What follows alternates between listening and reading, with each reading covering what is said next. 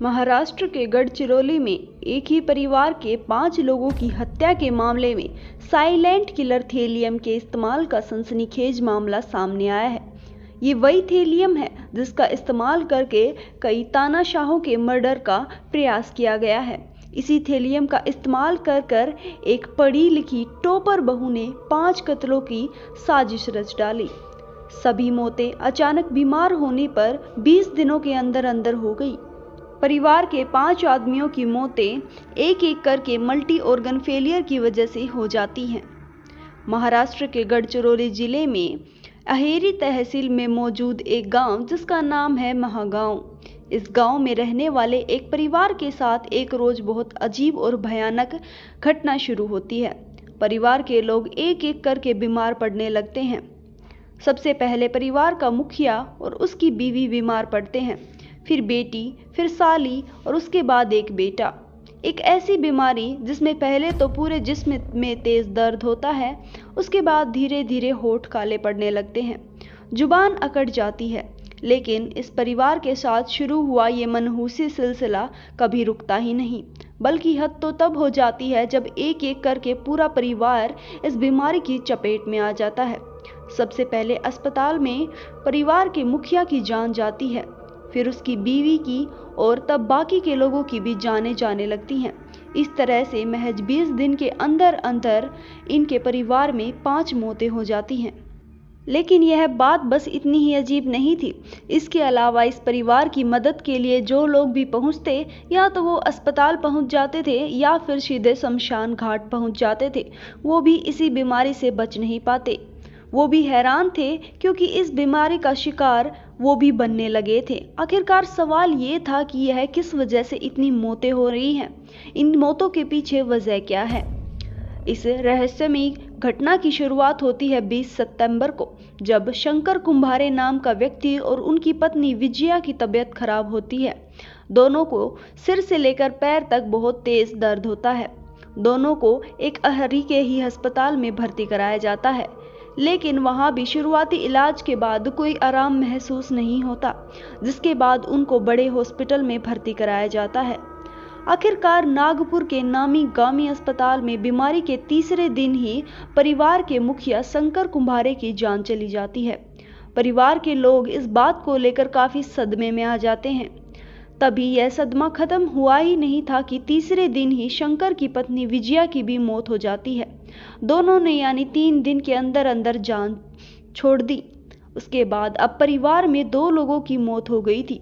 पूरा परिवार शोक में डूबा था। लेकिन इसी बीमारी और मौतों की दहशत और बढ़ जाती है जब परिवार के दूसरे लोगों में भी इसी बीमारी के लक्षण दिखने लगते हैं। अब शंकर और विजया की शादीशुदा बेटी कोमल और उसका बेटा रोशन भी इसी बीमारी का शिकार होने लगते हैं। उनके भी बदन में तेज दर्द होता है। इसी के साथ साथ शंकर कुंभारे की साली, जो कि उनके घर पर ही रहती है, जिनका नाम वर्षा बताया जा रहा है, उनकी तबीयत भी बिगड़ने लगती है। एक एक करके सभी को अस्पताल में भर्ती कराया जाता है। सभी के बीमारी के लक्षण बिल्कुल एक जैसे थे। सभी के शरीर में तेज दर्द था। इसी के साथ साथ शरीर के निचले हिस्से में अकड़न भी थी।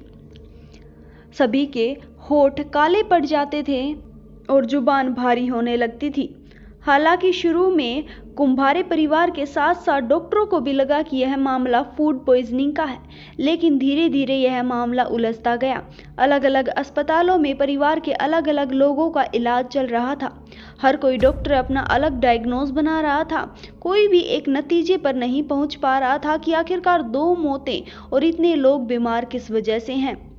इसी बीच घर परिवार में 2 मौतें हो चुकी थी। उनके 11 दिन बाद यानी 8 अक्टूबर को तीसरी मौत भी हो जाती है। इसके बाद शंकर और विजया की बेटी कोमल ने भी अपनी जान छोड़ दी थी। कुंभारे परिवार का शोक और बढ़ जाता है। लोग डर के साए में आ चुके थे। तभी 6 रोज गुजरते गुजरते परिवार को चौथा झटका लगता है। अब शंकर की शाली और विजया की बहन ने भी अपना दम तोड़ दिया। उसके अगले दिन यानी 15 अक्टूबर को शंकर और विजया का बेटा रोशन ने भी अपना अस्पताल में दम तोड़ दिया। यानी 20 दिन के अंदर अंदर कुंभारे परिवार के 5 लोग किसी रहस्यमय बीमारी का शिकार हो जाते हैं और एक एक करके सबको मौत नसीब होती है। अब यह बात पूरे गढ़चिरौली में फैल चुकी थी और सभी लोग इस बात से काफी डर गए थे। अभी खुद कुंभारे परिवार के साथ साथ उन्हें जानने वाले तमाम लोग मौत के अजीबोगरीब सिलसिलों से हैरान थे और परेशान थे।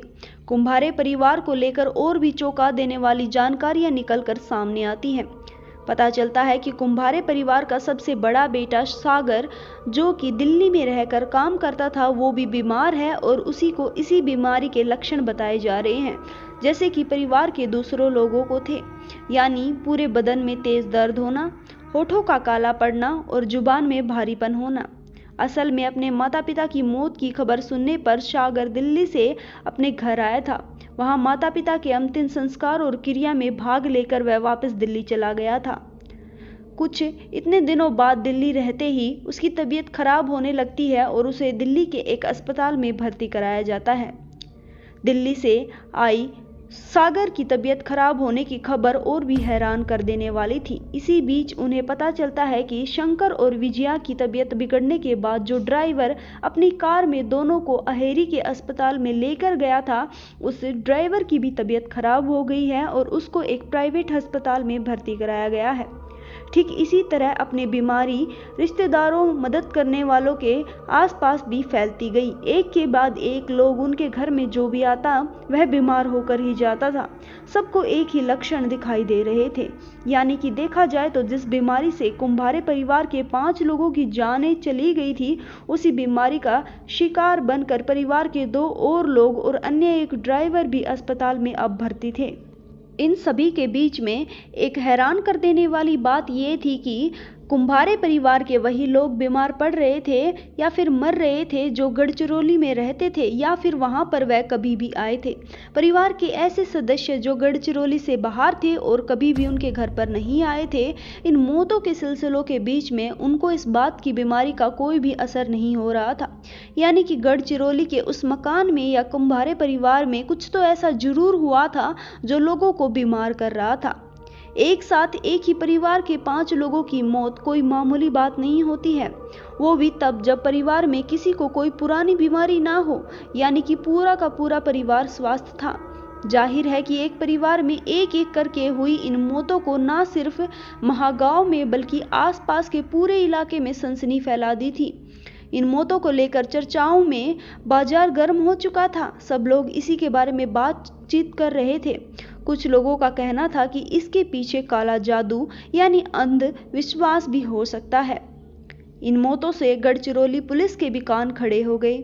इसी बीच पुलिस को नागपुर में मारे गए लोगों की मेडिकल रिपोर्ट मिलती है तो उनमें उनका शक और भी गहरा जाता है।